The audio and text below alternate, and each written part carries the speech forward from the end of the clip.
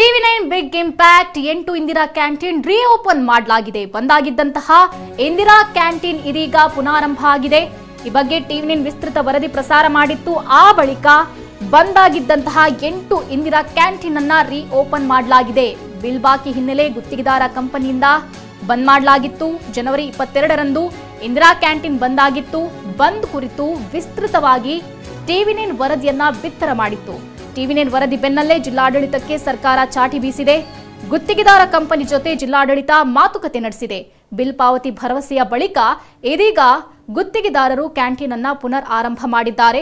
ಬಳ್ಳಾರಿ ನಗರದ 5 ಕ್ಯಾಂಟೀನ್, ಕೂಡ್ಲಿಗಿಯ 1, ಸಂಡೂರಿನ 1, ಸಿರಗುಪ್ಪ ಪಟ್ಟಣದ 1 ಇಂದಿರಾ ಕ್ಯಾಂಟೀನ್ ಇದೀಗ ಪುನರಾರಂಭ ಆಗಿದೆ.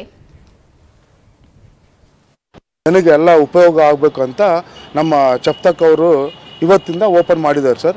ಸ್ಟೂಡೆಂಟ್ಗೋಸ್ಕರ ಫಸ್ಟ್ ಸ್ಟೂಡೆಂಟ್ಸ್ಗೆ ಚೆನ್ನಾಗಿರಬೇಕು ಅಂತ ನಾವು ಓಪನ್ ಮಾಡಿದ್ದೀವಿ.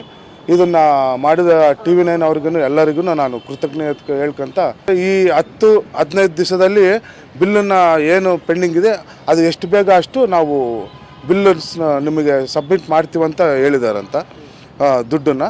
ಅದಕ್ಕೋಸ್ಕರ ಫಸ್ಟ್ ಬಡವರಿಗೆ ಪ್ಲಸ್ ಸ್ಟೂಡೆಂಟ್ಸ್ಗೇನು ಅನುಕೂಲ ಆಗಬೇಕು. ಬಂದ್ ಮಾಡಿದರೆ ನಮಗೆ ಕೂಡ ಓಪನ್ ಮಾಡಿ ಇವತ್ತಿಂದ ಊಟದ ಇದು ಮಾಡ್ತಾ ಇದ್ದೀವಿ ಸರ್. ಇಂದಿರಾ ಕ್ಯಾಂಟೀನ್ ಓಪನ್ ಆಗದೆ ಭಾಳ ತೊಂದರೆ ಆಗ್ತಿತ್ತು. ಬೆಳಗ್ಗೆನೇ ಬರ್ತಿದ್ವಿ ಕಾಲೇಜ್ಗೆ, 7 o'clock ಎಲ್ಲ ಬರ್ತಿದ್ವಿ. ಮತ್ತು ಹೊರಗಡೆ ತಿಂಡಿ ಮಾಡೋಕಂದರೆ ಒಂದು 100-150 ರೂಪಾಯಿ ಖರ್ಚಾಗೋದು. ಇಲ್ಲಾದರೆ 5-10 ರೂಪಾಯಿಗೆ ಇಂದಿರಾ ಕ್ಯಾಂಟೀನಲ್ಲಿ ಊಟ ಸಿಗ್ತಿತ್ತು. ಸ್ಟೂಡೆಂಟ್ಸ್ಗೆ ಆಮೇಲೆ ಕಾರ್ಮಿಕರಿಗೆ ಭಾಳ ಹೆಲ್ಪ್ ಆಗ್ತಿತ್ತು. ಇವಾಗ ಒಂದು 20 ದಿನ ಆಯಿತು ಏನಂದ್ರೆ ಇಂದಿರಾ ಕ್ಯಾಂಟೀನ್ ಮುಚ್ಚಿ. ನಮಗೆ ಭಾಳ ತೊಂದರೆ ಆಗ್ತಿತ್ತು. ಇವತ್ತು ಓಪನ್ ಆಗಿರೋದಕ್ಕೆ ನಮಗೆ ಭಾಳ ಖುಷಿ ಆಗ್ತಿದೆ. ಆಮೇಲೆ ಏನೇ ತೊಂದರೆ